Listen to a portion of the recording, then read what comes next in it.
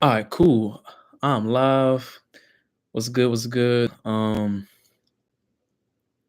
I'm not.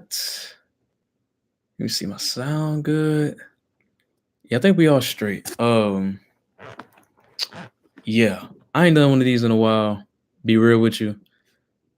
I got a little mic set up here. I don't want to really put it in the camera or whatnot, but yeah, man, it's been like what, maybe a month since I made a video, honestly, and that's really just on me. I ain't gonna make no excuses about that. But I'm here now.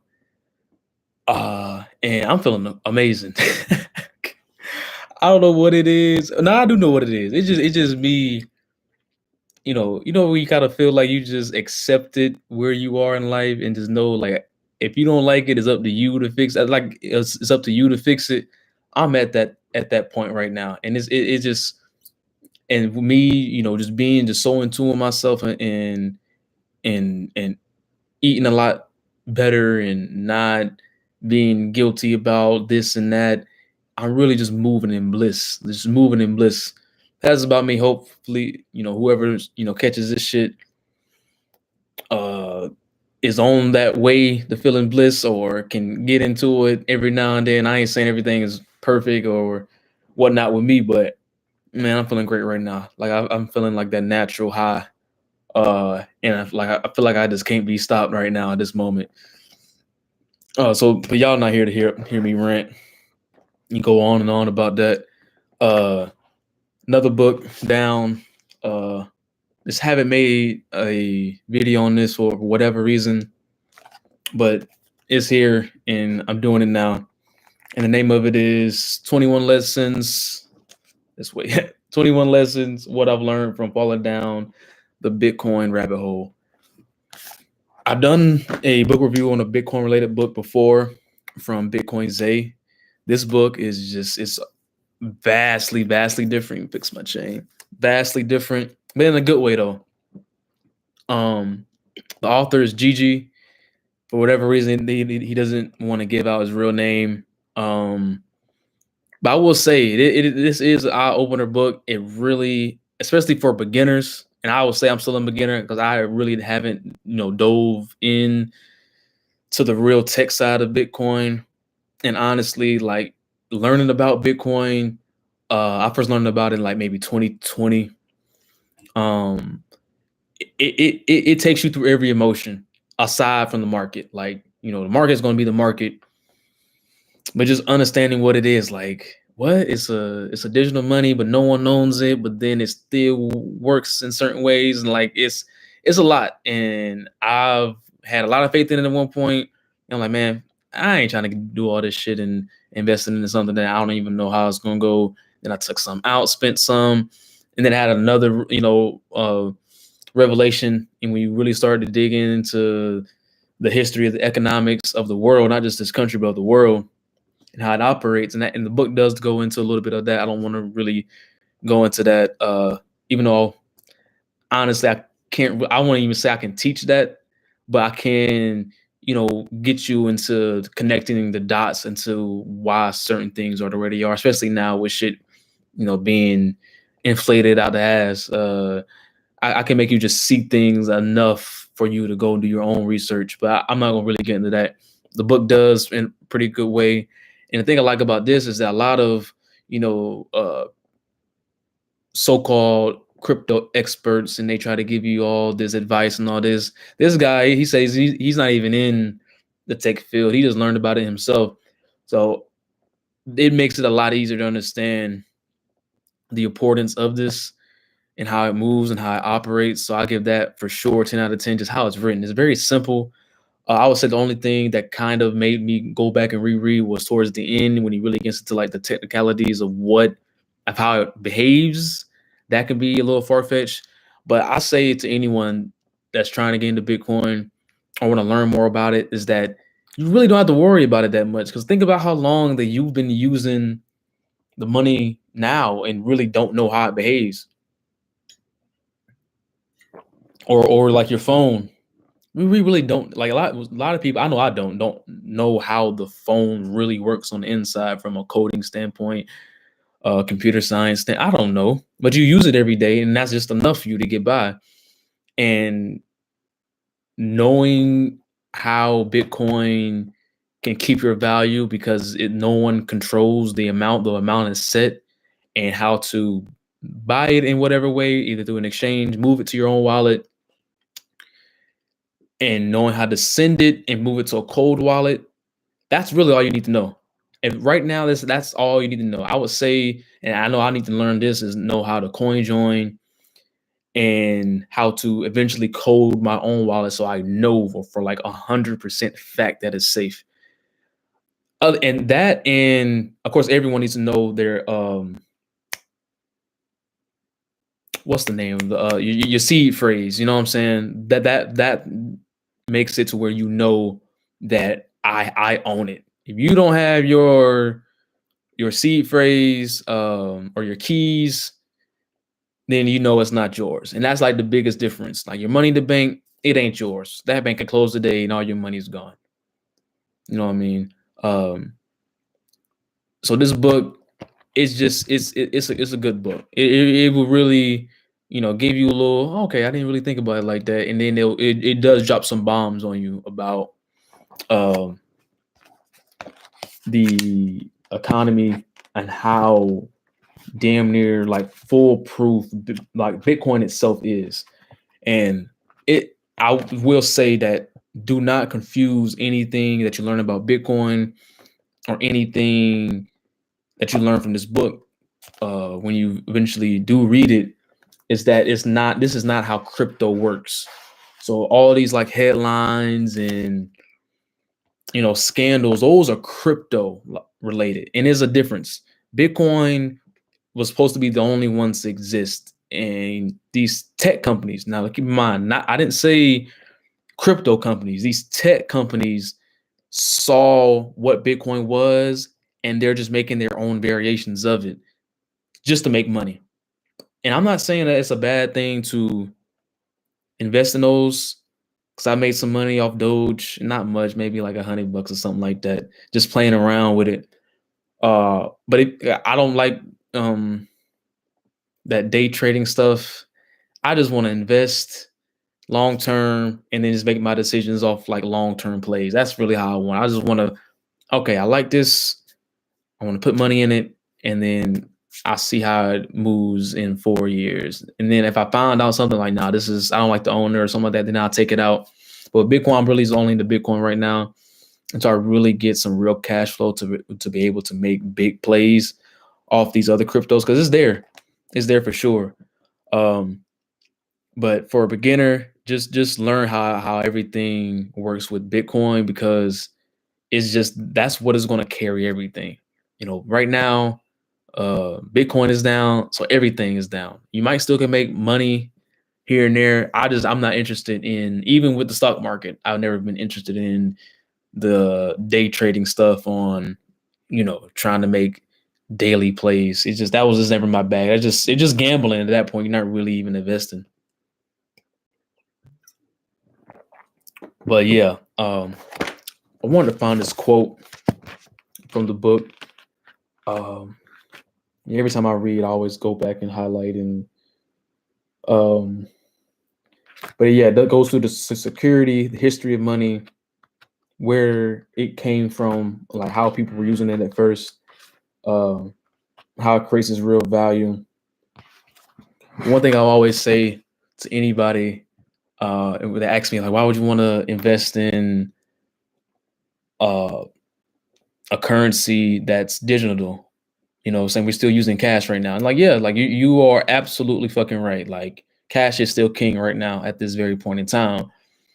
But I always say to people is like, think about when we used to communicate through just like writing letters, or had to go. The only way you could really speak to someone is over a payphone or a house phone. And think about how that has progressed. And our money has already progressed in the same way. We went from gold to shekels and just like the barter system to cash, and then we integrated credit, and then credit cards, and then you have these mobile paying systems for cash. Like, and then now is in certain cities, and we've all been. I'm from the South, so we really don't see this as much. But when I do travel outside the state, there are certain places that don't accept cash, or they say it's a coin shortage. Why is that? Because we're about to go into a uh, digital world, whether you like it or not. Now, it might not be Bitcoin, far as what the mainstream pushes out, but you don't want to be using what the mainstream pushes out. You know what I'm saying? Because it's about to get wicked. Like, it's about to really get wicked. Um, because if you like now, if you know make a certain X amount of dollars a day, and then you try to make a big purchase, we've all had it happen, and they'll call you like, is this you? And you think it's just some security thing, like. It's not your business what's coming out of my account. I'll let you know if it was something else or somebody else that I didn't give, permission to. Um, but yeah, it's going to be just another level of security on our stuff with whatever they push out. And it's coming soon. I feel like the only reason that it hasn't been pushed yet because I feel like they just think that we're a lot of like as a like the masses aren't going to be educated enough to use it or comfortable using it. But far as the kids now that over 100% grew up in internet age, like all together, like, yeah, they're for sure.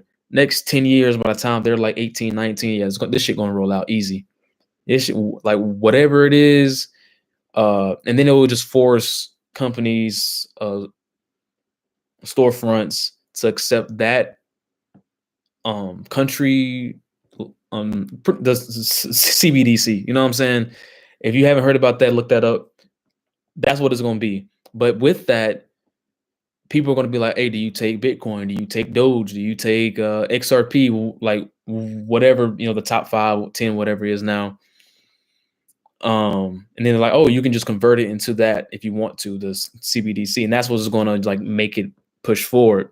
But the one thing that's going to be real value altogether, hands down, is going to be Bitcoin. And when you read this book, it will all make sense. I'm not trying to teach, I'm not trying to sway anybody, but this book right here will be the thing that is a good starting point, I would say.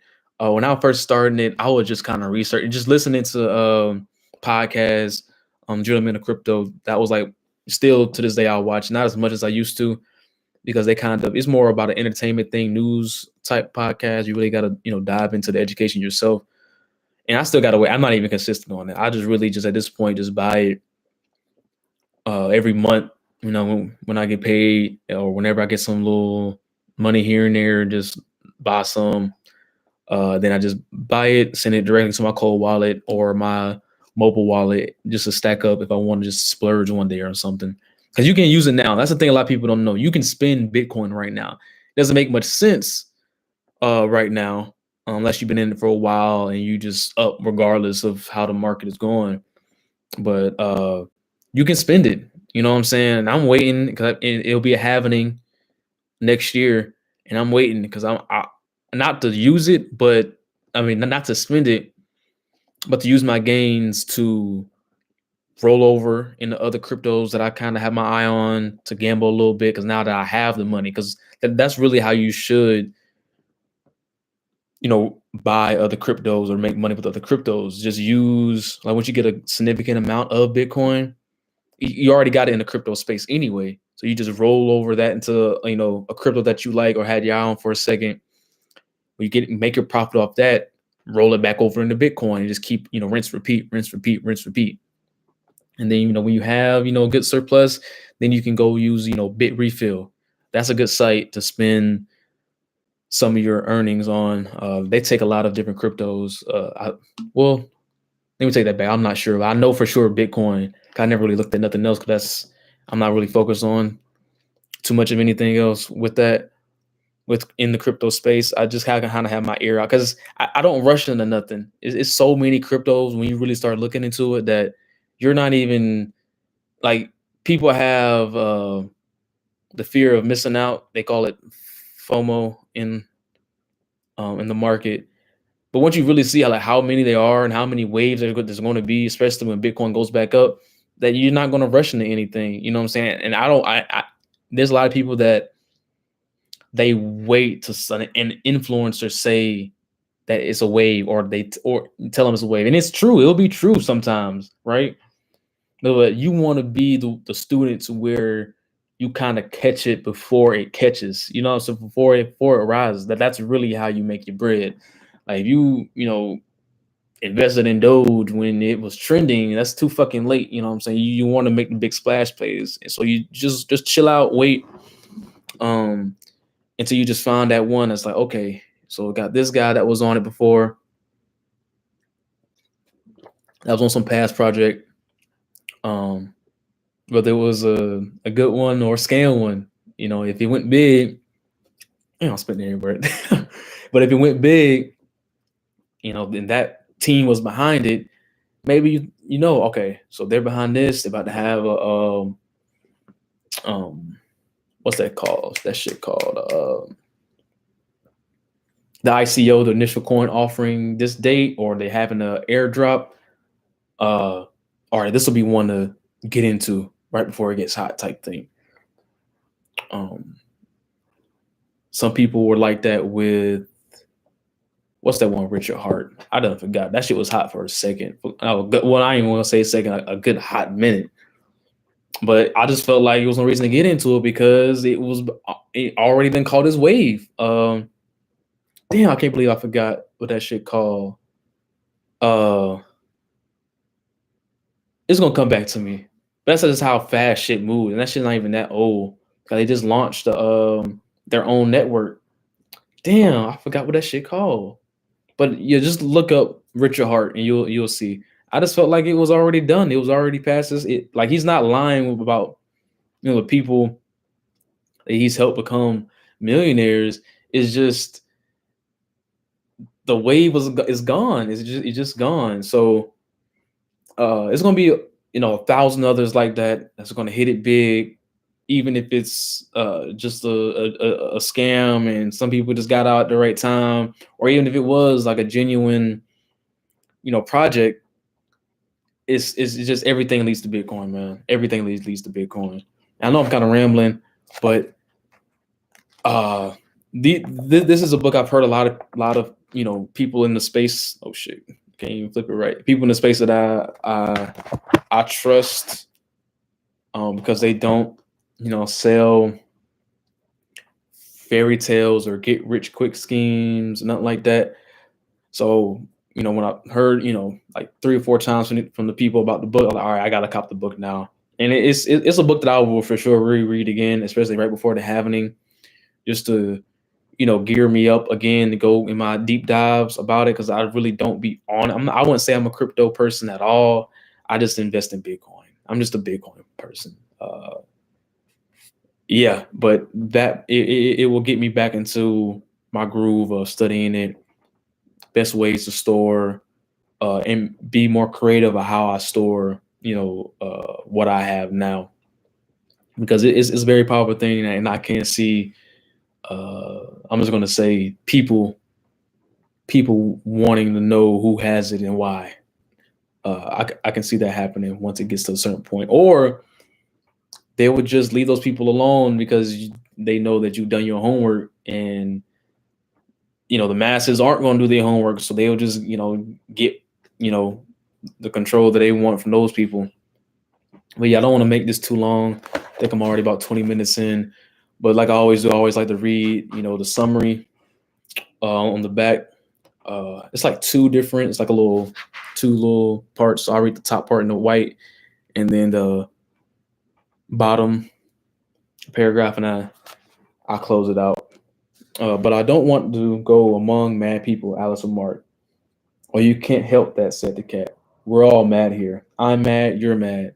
How do you know I'm mad? Said Alice. You must be, said the cat, or you wouldn't have come here.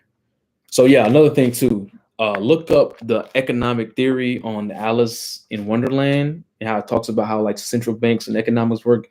That's what some people said that was the initial purpose of the Alice in Wonderland story, talking about economics.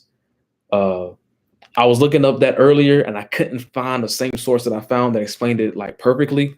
But yeah, look that up. Yeah, the true purpose of Alice in Wonderland was to talk about how the economic system works and like the world banks and all that shit. Like when I first read it, I was like, whoa, like there's no way I would have caught that at all. And yeah, there's no way I would have caught that. So in the second part of the summary says, what is Bitcoin? This Ignatius, that's Ignatius. I think that's how you pronounce it. Question is, no, that's not the word. That's not the word at all. Never mind. Question is surprisingly hard to answer. Bitcoin is a computer network, a new form of money, a censorship-resistant payment system, a financial revolution, a peaceful form of protest, and so much more. This book doesn't try to answer what Bitcoin is. It tries to answer a different personal question. What have I learned from Bitcoin? And for me personally, and I'm going to end off on this, what I learned from Bitcoin is that Bitcoin is the last puzzle piece to freedom. Bitcoin is the last puzzle piece to freedom. And I say that because I've had, conversations with my a great friend of mine in college. We used to have these real super deep talks about, everything. And I was saying like, I want freedom. And he was saying like, yo, there's no such thing as like real freedom. And he like kind of broke it down to me, and it made sense. I couldn't even disagree with him at the time. He said, he didn't really say it all the way, but then I kind of joined in like in agreement with him. But he said like, there's no real freedom. And then I sat there and think about it. I was like, yeah, you fucking right, because you can own your own land, off the grid, Wi-Fi, everything, eating off the land yourself, raising your own animals for food, but you still got to use the dollar in some way. You know what I'm saying? Even if you're off the grid, like the land that you own, you got to pay taxes for it. It's going to be something. It's going to always be something. But with this, because you're still going to be under the economic system in some form or way. You're going to have to buy that tractor for your land using cash. You're going to have to buy, all your supplies and guns with cash.